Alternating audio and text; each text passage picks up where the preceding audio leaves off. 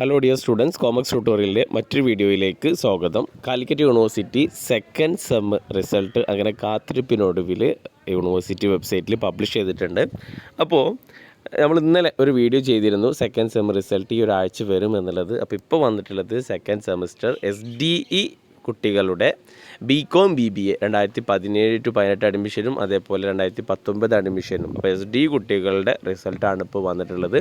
അപ്പോൾ അത് SDE തന്നെ BCom BBA ആണ് വന്നിട്ടുള്ളത്. അപ്പോൾ ബാക്കിയുള്ള കോഴ്സുകളുടെ BA BSCയും അതേപോലെ റെഗുലർ വിദ്യാർത്ഥികളുടെ റിസൾട്ടൊക്കെ ഇന്നോ നാളെയൊക്കെ ആയിട്ട് പബ്ലിഷ് ആവുന്നതാണ്. അപ്പോൾ എന്തായാലും സെക്കൻഡ് സെം റിസൾട്ട് ഈ ഒരു ആഴ്ചയുടെ ഒരു 3-4 ദിവസത്തിനുള്ളിൽ എല്ലാവരുടെയും വരും. അത് കഴിഞ്ഞ് കഴിഞ്ഞാൽ ഉടനെ തന്നെ തേർഡ് സെമസ്റ്റർ റിസൾട്ടാണ് വരിക.